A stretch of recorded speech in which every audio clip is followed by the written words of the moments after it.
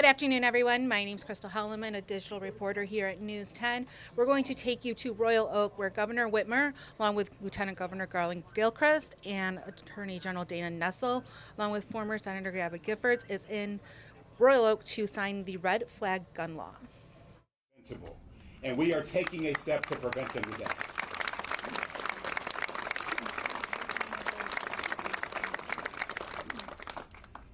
I said that everyone has a role to play in this movement.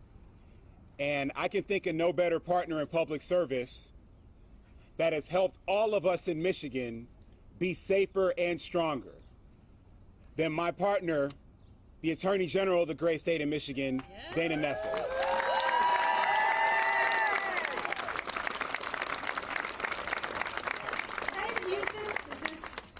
Is this working? Okay.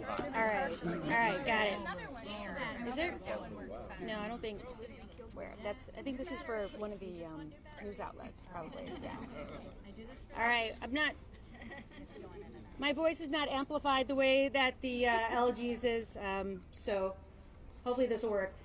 First of all, before I get started here, and I don't want not just to acknowledge all the amazing advocates who are here today that work so hard to make sure that this happened. Many of you, you have seen too much, you have experienced too much.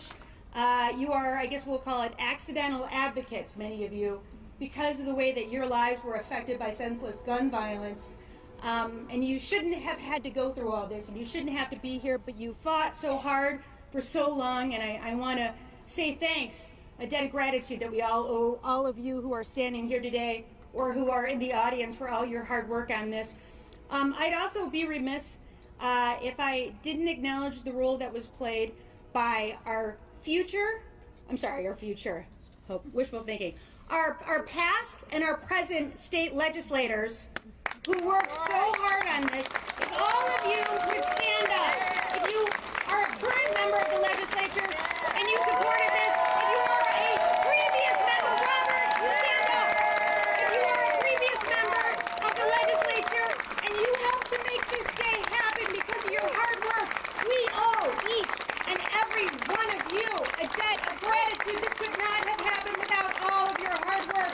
Thank you to all of you who are standing right there today. Yes.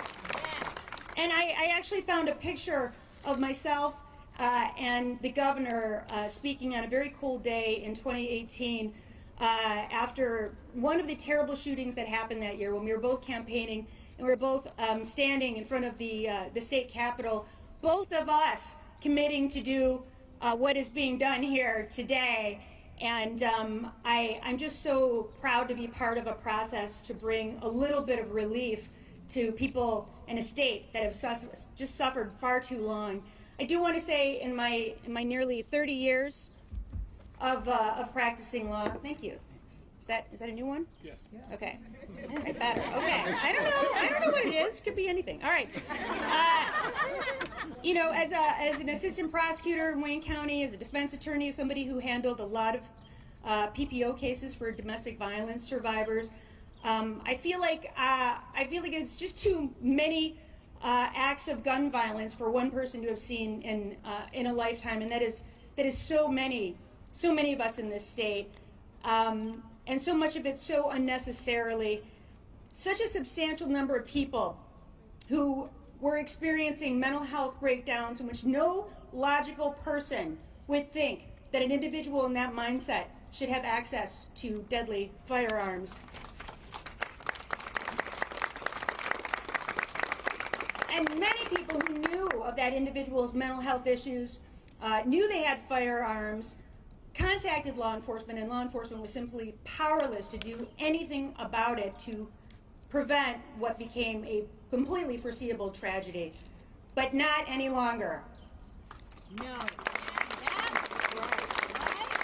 So these extreme risk protection orders will at long last allow law enforcement to have the tools that we need to do our jobs to prevent these senseless tragedies.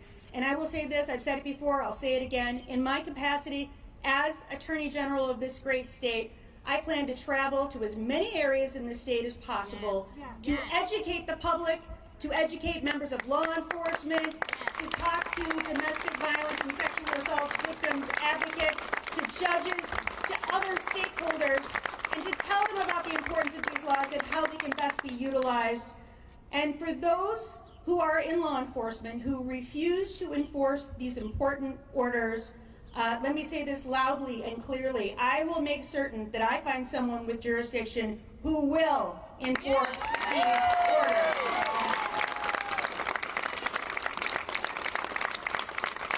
I just want to end with this. Shortly after her murder at Michigan State University, I met with Dawana Davis, Ariel Anderson's mother. And I promised her at that time I would do everything in my power to ensure that these laws were properly drafted and passed into law. And when I spoke to her this morning, this is what she said. She said, "Please tell everyone my daughter didn't deserve this. Ariel had such a bright and promising future ahead of her in life. She had dreams of becoming a surgeon and exploring the world, all of which she was robbed of by a man experiencing mental illness who never should have had guns at the time that he killed Ariel. I hope this law means my daughter did not die in vain, and that her death allows another woman's daughter to live." So, Ms. Davis, this is for you and Ariel and all of the other victims and survivors of senseless gun violence. This is us fulfilling our commitment to actually do something. And so thanks to everybody who had a part in this, and thanks to our Governor, Gretchen Whitmer, for signing these bills. And with that, Mayor Nessel.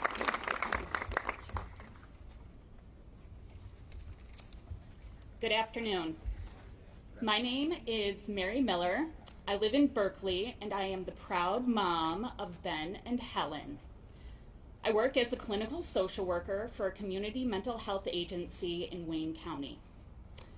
But today, I want to tell a story and thank the number of advocates, legislators, Governor Whitmer, for making extreme risk protection orders a reality. I grew up in a small town with a close-knit family where church was a big part of our everyday lives. My small town is just 100 miles from here in Michigan. My older brother was my role model for everything I loved, and when we were in high school, we had the opportunity to do a youth group mission trip to New Orleans. This was a life-changing experience for both of us. My brother Ben was at the epicenter of that event. His charisma and hope was infectious. It did not matter if we were in the airport, in a waiting line, or on the street of New Orleans meeting strangers. He extended peace and grace to everyone he encountered. Ben made everyone feel like they mattered. He committed himself to building up individuals everywhere he went in life.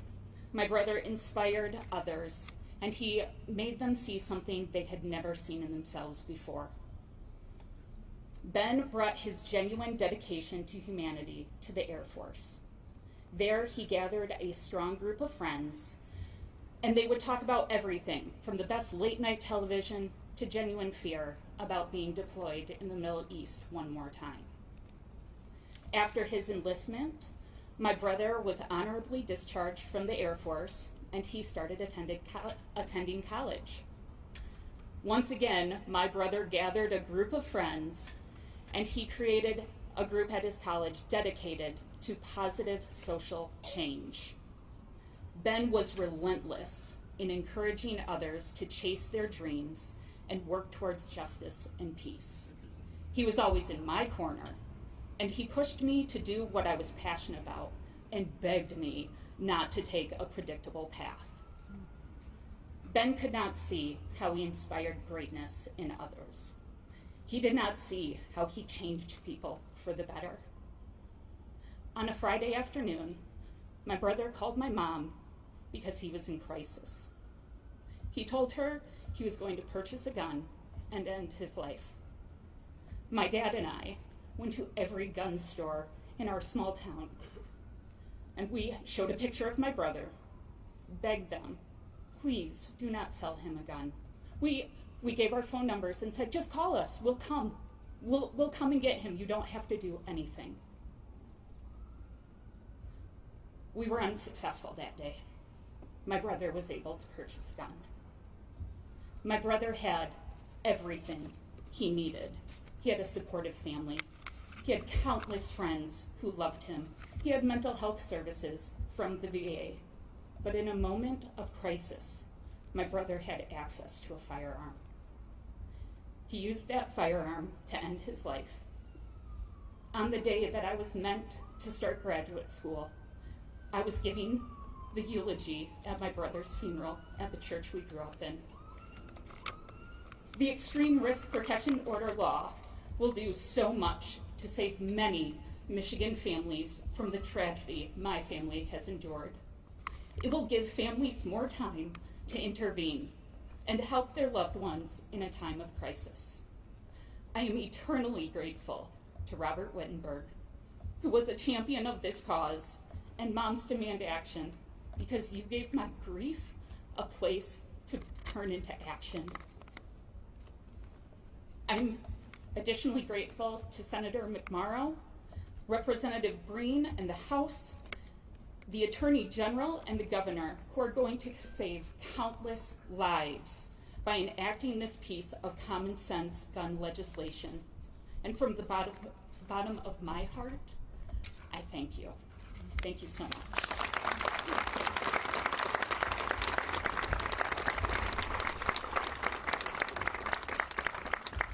The rest of our program will continue in just a moment as they come outside. Everybody stay where you are. In the meantime, say thank you to the person next to you, because we wouldn't have this day without every single one of you.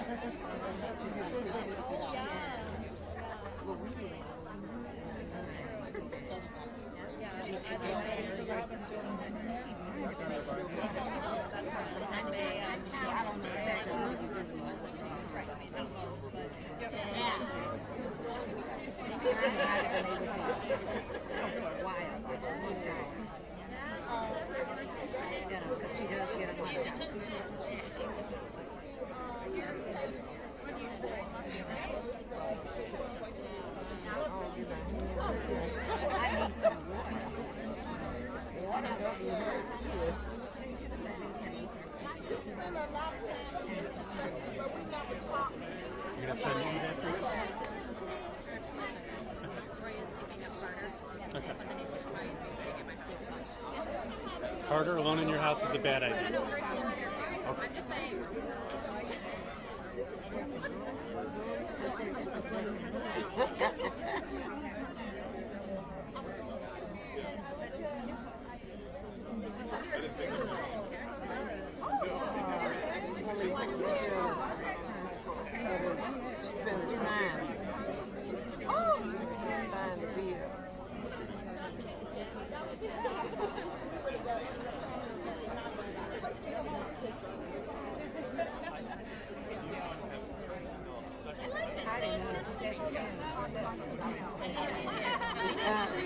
I'm glad they positioned us. I said, it's fine. Because like I said, I didn't want to trip.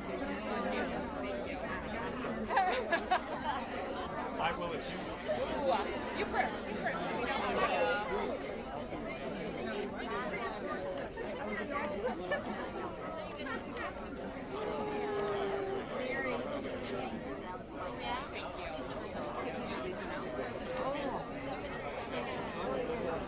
That's the other guy from Mayor Dudley, There's that new crime group.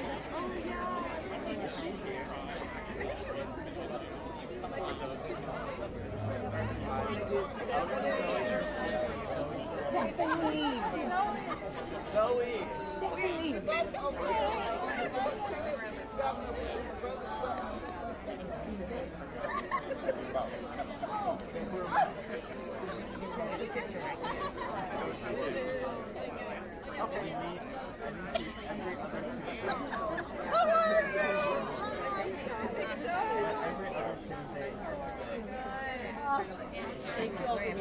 Therapists of the world unite. I know, right?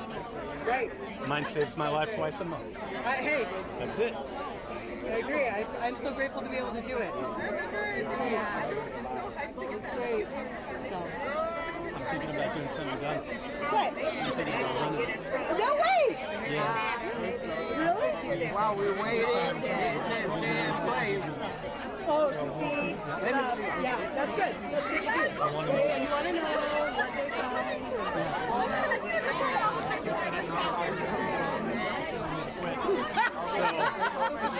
I said, well, if that's the case, if I'm going to quit corporate America, I got to find another job. I hear everything I'm saying right now. Seriously, Tanya looked me in the face and said, it's been 30 years and it's still not working out. Maybe it hasn't gotten better.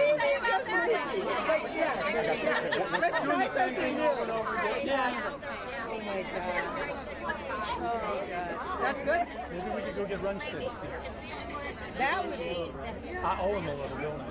A little bit. Okay. Yeah, really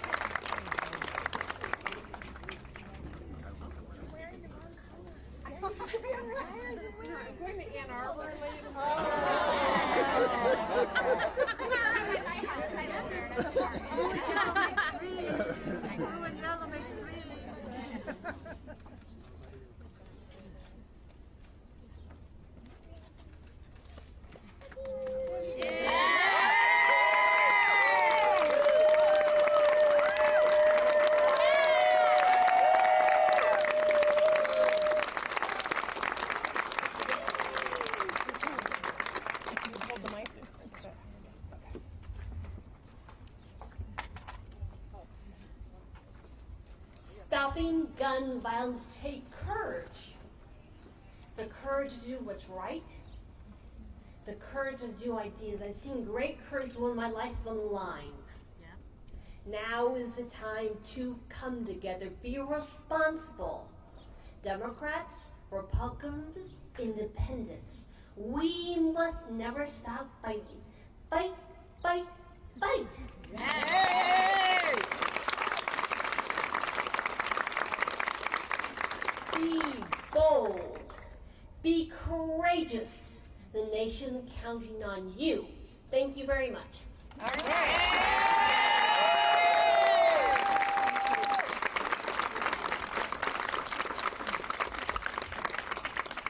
And now we'll be joined by Pastor Hawkins. Give it up one more time for Gabby Giffords.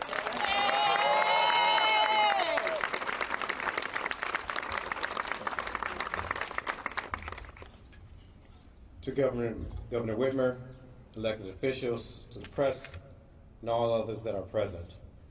I am honored to witness a historic bill signing that will serve its intended purpose of saving lives.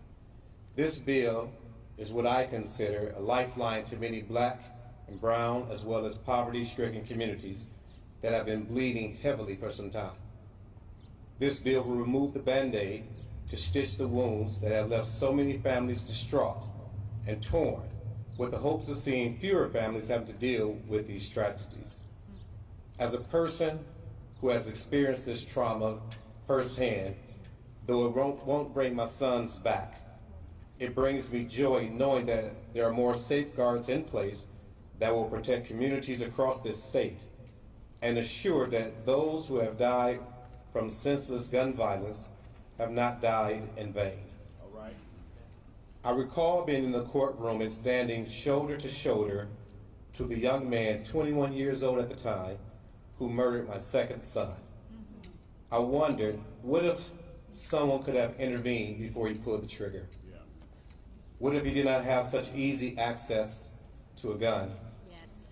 Perhaps he would have gotten the proper help he needed, and more importantly, perhaps my son would still be here.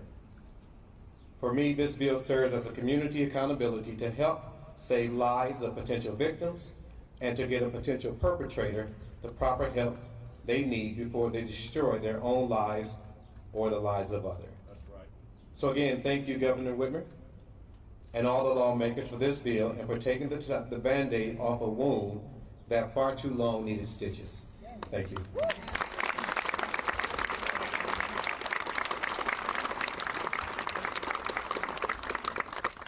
I didn't know I was going to be the MC, but please join me in welcoming Prosecutor Kim Worthy.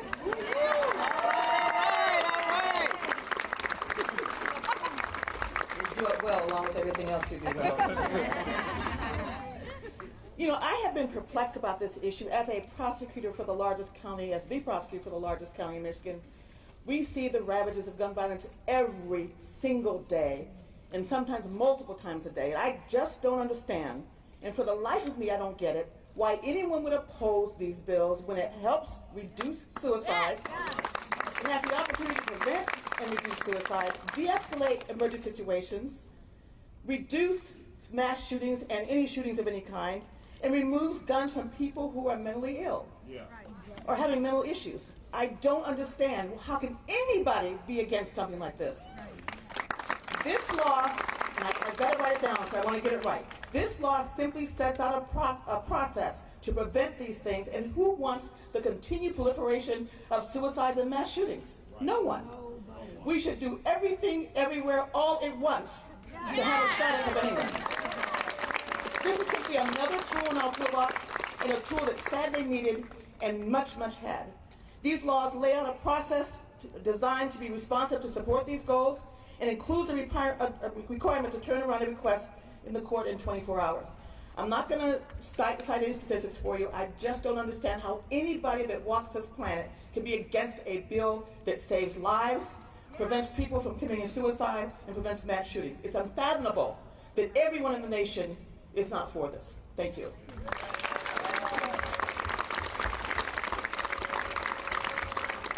Thank you, Madam Prosecutor. Next up is Representative Kelly Bree.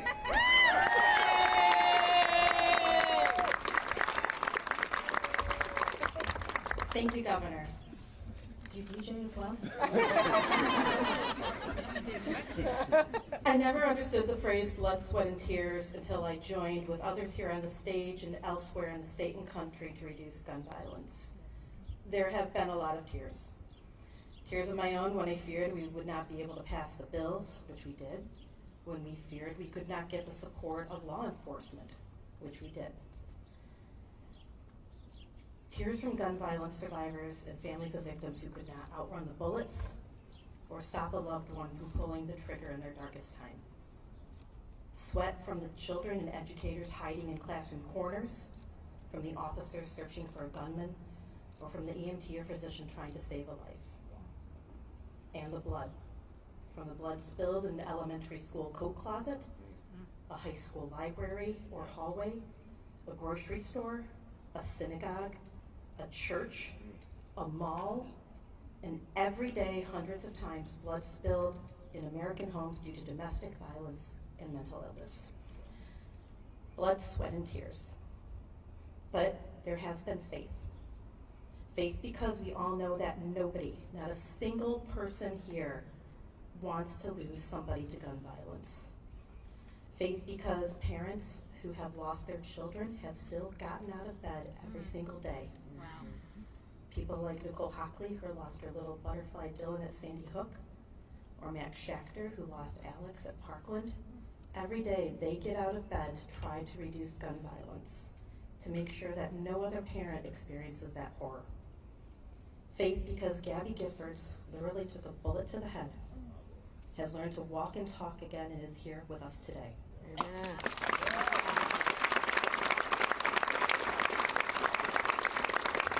Faith, because we all know all we want is for our kids and our loved ones to come home at the end of the day. And as good as it feels to see Governor Whitmer put pen to paper today and sign these bills, it doesn't compare to the joy I feel when my son and daughter jump off the school bus and into my arms. It's because of these bills and the other common sense gun regulations that we have passed that my kids and yours and our loved ones have a better chance of coming home at the end of the day. Many people talk about their God-given right to bear arms. It is worth repeating that while most of us do believe in a higher power, I'm absolutely certain that God did not write the Second Amendment. Yes! Man wrote that. And we should remember this, that we are all human, we are not infallible, and we are divided, but is with this one human goal, our sincere desire to make sure that our loved ones come home at the end of the day. That I am committed along with everyone here to help enact these change. And these bills will not be effective until next year, but I will do all that I can to make sure people know about these bills and the hope that they bring. And that includes law enforcement that may doubt the validity of these laws. I'm certain they do not want a devastating loss on their conscience, knowing it might have been prevented. Thank you to everybody who helped enact this change, from the victims and survivors who testified, from Treasurer Wittenberg, who's been banging this drum as long as I have.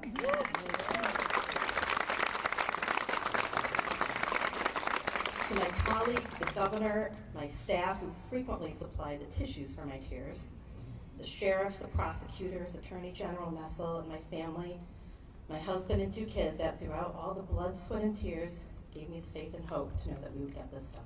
Yes. Thank you.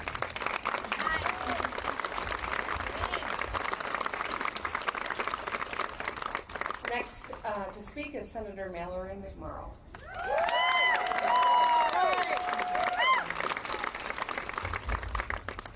Thank you all for joining us here today, here in Royal Oak. Welcome to my hometown. I'm State Senator Mallory McMorrow, and I'm so pleased to be with all of you today on a day that has been years in the making. A day that just a few short months ago didn't even feel possible. But thanks to the tireless efforts and persistence of so many of you today, including those who bravely shared their own stories of losing loved ones to gun violence, Moms Demand Action volunteers who have relentlessly made gun violence a primary issue for voters. Yes. Countless stakeholders, as Rep. Green said, including law enforcement, mental health professionals, university researchers, and organizations like Giffords, helping us to learn best practices from all around the country in states who have enacted these laws. And so many of my colleagues, some of whom who are here today, and including Treasurer Robert Wittenberg, who introduced the first bill in 2015, nearly 10 years ago.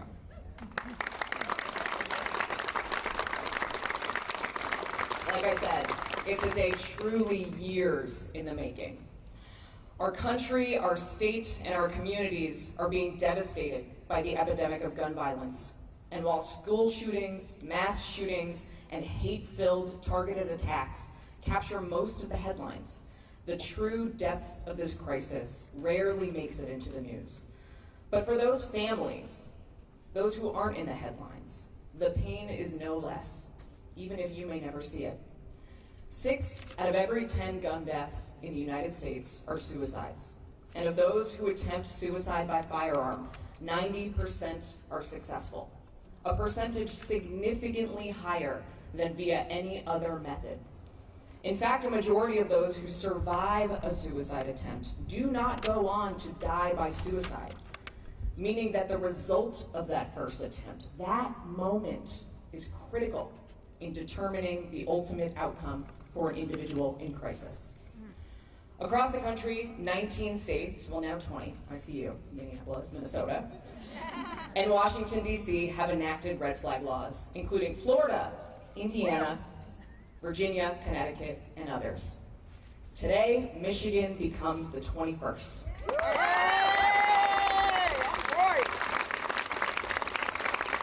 These red flag laws create a preventative tool, a stopgap for loved ones, judges, and law enforcement.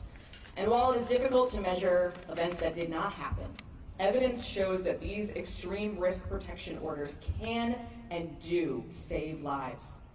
Connecticut saw a 14% reduction in suicide following the implementation of red flag laws. And Indiana, our neighbors just to the south, similarly saw a 7.5% reduction. Here in Michigan, approximately half of all suicides are by firearm.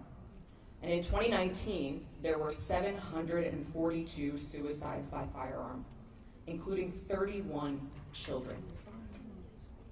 Based on what we've learned from states like Indiana and Connecticut, implementation of similar laws in Michigan could have resulted in dozens of those victims still being alive today.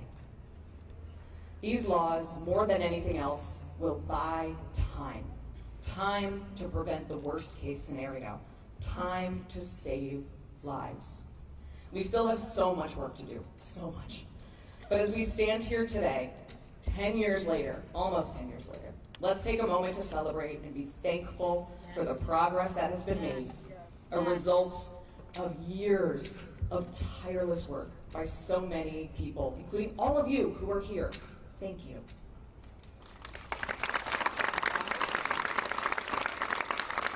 While today's action won't bring back those we've lost, it is a tremendous step forward to saving lives in Michigan. Thank you.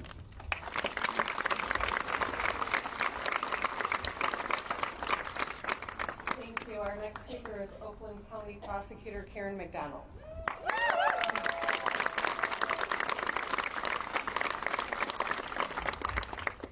Good afternoon. My name is Karen McDonald, and I'm the Oakland County Prosecutor. I'm not a legislator, but I want to say thank you to all of the lawmakers that we have currently and the ones in the past that have devoted their time and energy to this. I also want to recognize that we have victims of the Oxford shooting, and specifically Jill Suave, who lost her son that day, and we have the Watsons, and if I missed anybody, I'm sorry, but it's those people I think of every single day. And we can never stop looking them in the eyes because they're going to hold us accountable. This law is common sense. As a former circuit court judge, I had parents of adult children come to my courtroom and plead for some sort of help, and they wanted help taking a weapon away from their adult child who was in crisis, and they were feared would hurt himself or someone else. And my answer to them was, there's nothing I can do. And there's nothing the police can do. And now, there is something we can do, and there's something the police can do. And I want to say, these are desperate people. They have somebody they love that is in crisis, and they are very concerned they might hurt somebody, and they didn't care what letter you had after your name, or political affiliation, or any really thing about gun control. You know what they wanted to do? They wanted to save their child's life. They wanted to save their husband's life, and they would do anything to do it. So what we're talking about is really just taking a deadly weapon out of the hands of someone who is in extreme crisis, and that is not to do.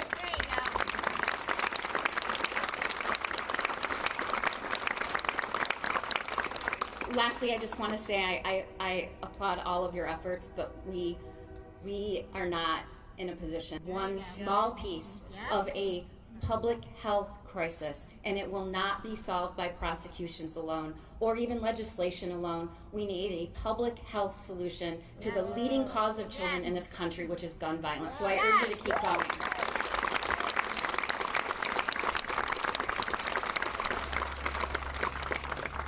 And now I'm going to also get the honor of introducing our MC for this afternoon, but what I like to call is one of the most inspirational leaders of our time, Governor Whitmer.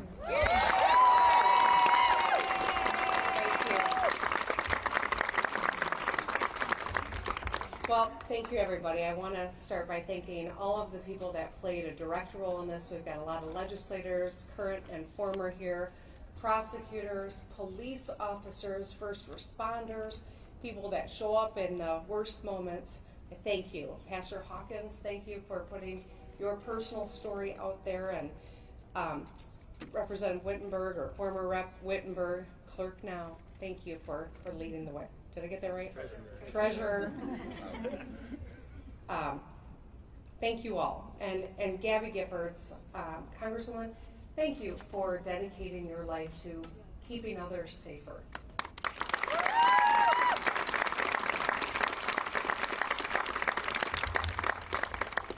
There's nothing more incredible and inspirational than seeing a person who's had gun violence touch their lives, turn it into a cause to make other people safe. And I mean that especially for the parents and loved ones of those we've lost over the last couple of years, over the last decade, no matter how long. It never goes away, and I thank you for raising your voices and being here to make the world a safer place for other people's families. Today we're going to take an additional step in action to reduce gun violence and save lives.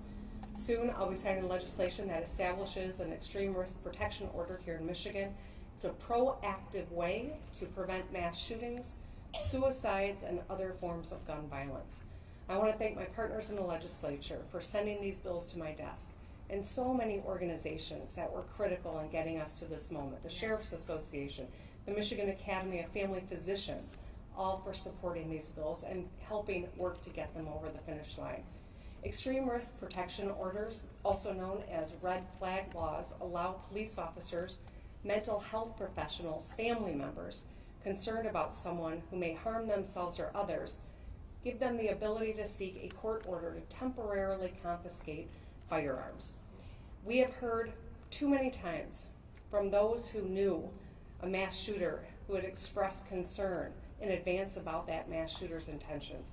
We've seen situations where local police flagged someone or even spoke to them about their violent statements, but weren't able to take any further course of action.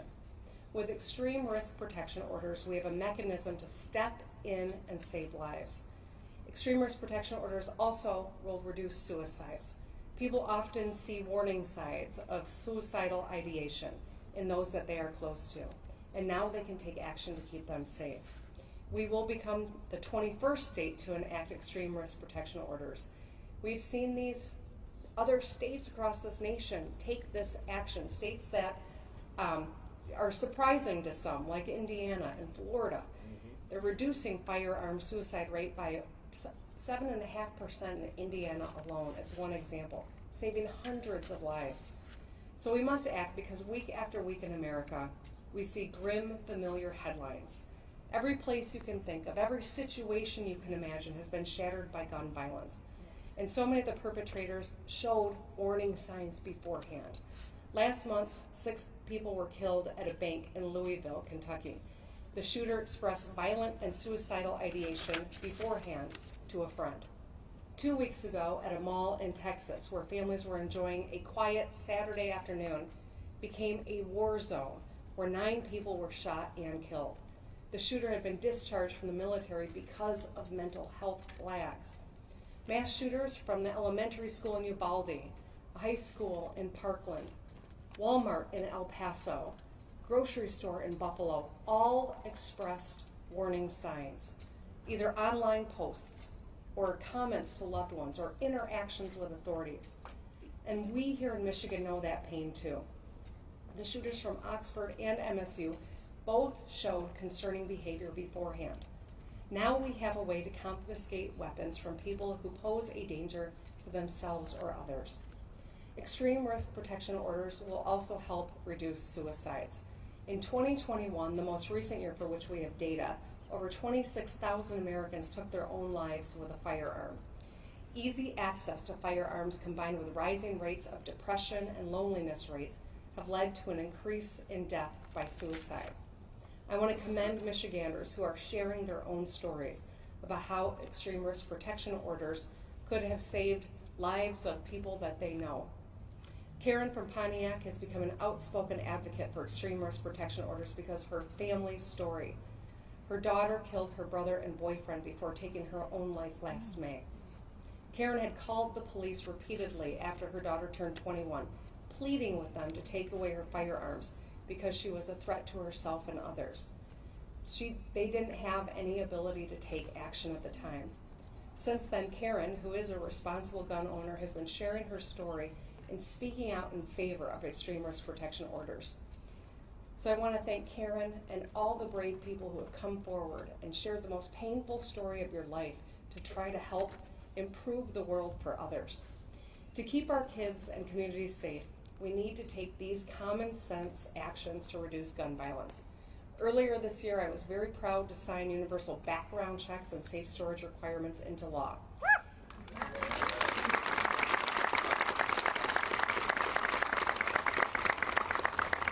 Universal background checks are roundly supported by Michiganders and gun owners alike, which help keep guns out of the hands of violent criminals, domestic abusers, people on terrorism watch lists and no-fly lists. They also help our police officers stay safe on the job and solve crime. Safe storage helps ensure that children do not accidentally get their hands on firearms or ammunition in the home so that they can be free from harm or not be harmful to others. Today, signing extreme risk protection orders is the next step. All of these laws are supported by a majority of Michiganders. I think that's important to say over and over again. Yes. They're also supported by a majority of gun owners. Yes. Right. In this country and only in the United States of America, guns are the #1 killer of our kids. We must take action, and today I'm proud to say here in Michigan, we are. And so with that, I'm ready to sign the bill.